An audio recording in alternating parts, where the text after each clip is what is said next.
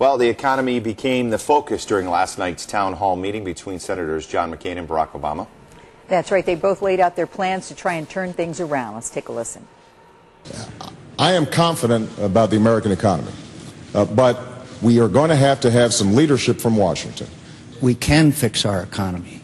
Americans, workers, are the best in the world. They're the fundamental aspect of America's economy. Political analyst and North Central College professor Stephen Caliendo joins us again with a look at how the candidates performed. Thanks for coming in. Sure. They each blamed each other for the economic mess. Who had the more convincing or truthful argument? Oh, I mean, it's the thing about the economic mess. It's so much more complicated than just whether or not one person or even one party is responsible. Unfortunately for John McCain, the president gets the blame when things are going bad for the economy, and since he's from the president's party, he's taking the lion's share of it. I will say, though, he came out with the most innovative response last night in terms of what to do about the economy right at the beginning when he talked about the Treasury buying up all the bad mortgages and renegotiating them. The problem, of course, is for his base is that that's major government intervention when he argued through the rest of the debate that Barack Obama is the one who wants government to solve all the problems. And so there's just a lot of complexity with what's going on, and people are looking for fast solutions, but they're usually very slow to come. Well, you know, one audience member last night actually asked the senators about the bailout and what it meant for the average person. Let's hear what they had to say. We've got to enact legislation to fix this. We will stabilize markets. We will shore up these institutions, but it's not enough.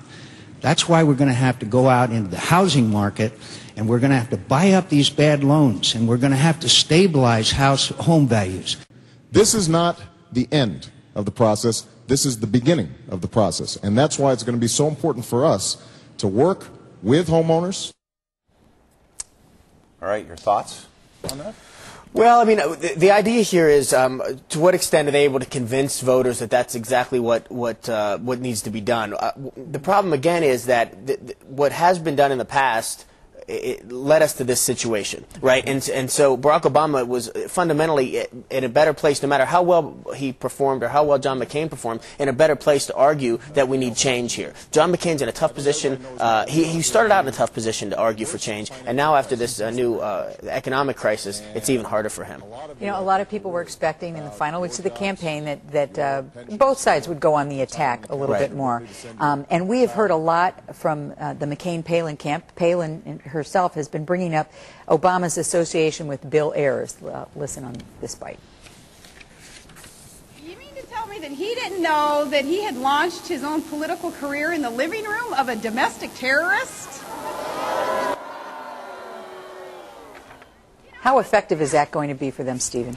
Well, it's all they've got left. And in fact, you're going to hear more of this. Sarah Palin will not be talking about much policy. I mean, she's shown she's not really strong at talking about policy anyway. She's going to be on the attack. John McCain will be doing it on the campaign trail. He probably won't do it next week in the debate.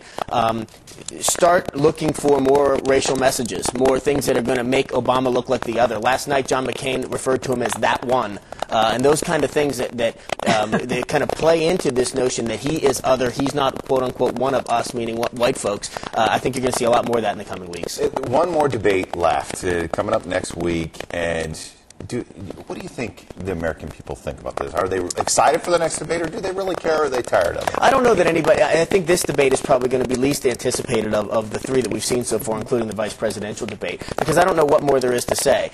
Both of them are sort of laying out their plans as vaguely as they can without giving much specifics, arguing that the other one's plan is bad, and so we start to go around in circles, and there's nothing new really coming out of the debates, and so I think there's going to be, you're going to see low single digits pretty soon of undecided voters. I think people are making up their minds fairly quickly. All right. But they're certainly registering to vote. They certainly are. That's a great thing. It'll be interesting. That's a great thing. Thank you. Stephen, thanks for being here this morning.